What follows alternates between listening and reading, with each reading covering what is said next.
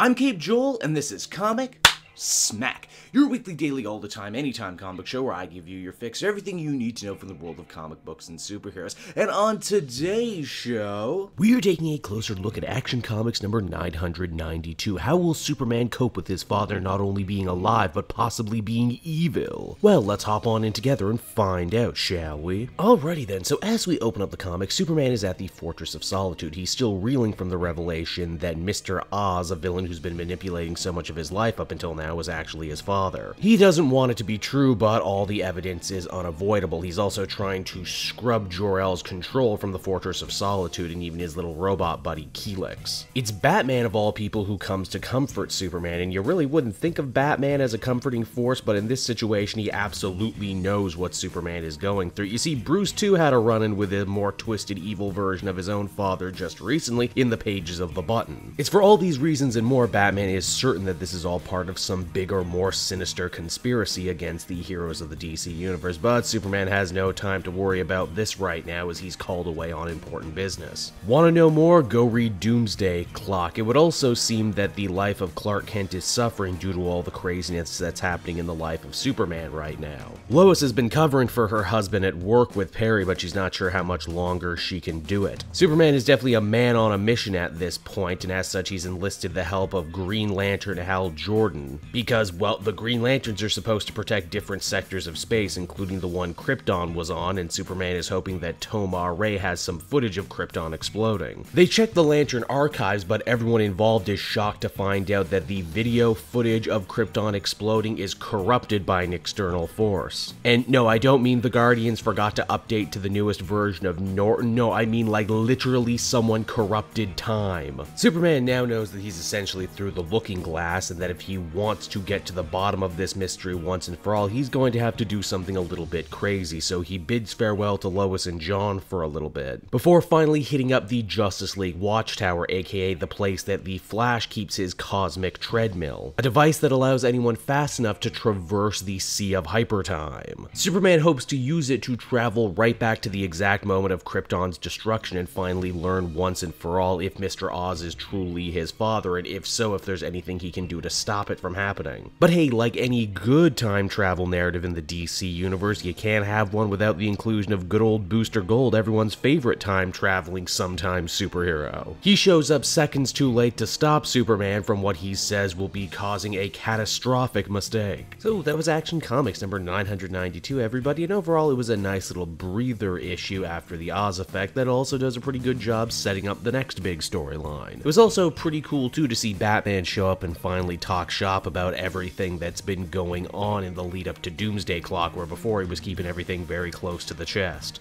I also can't remember the last time we saw a Superman this unwilling to accept something, especially something that I think most readers have accepted right now. I guess it's true that so much of Superman's character is built up by the reflexive worship of his parents and parent stand-ins, be it the Kent or Jor-El. To have his image and memory of Jor-El tarnished and challenged, yeah, I can understand why it's making Superman go over the edge just a little bit. I'm sure too Superman returning to Krypton right before its explosion will lead to no end of interesting story possibilities, so definitely sign me up for that. Overall, I'd give this one an 8 out of 10. So that's Action Comics, everybody. I hope you enjoyed it, and as always, why not check out some of the other videos I have available from the channel. Then you can follow me on social media at Cape Joel, so you're always up to date on what I'm doing next. Also, with the holidays coming up, if you want to buy this or any other comic book in trade, please use my book depository link down in the description of this very video. Not only will you get an awesome deal and not have to pay any shipping, but by using my link, you're actually supporting me in the channel, which is always much appreciated. So until next time, everyone, this has been Cape Joel. Thank you so much for watching, and I'll see you all again later. Bye-bye.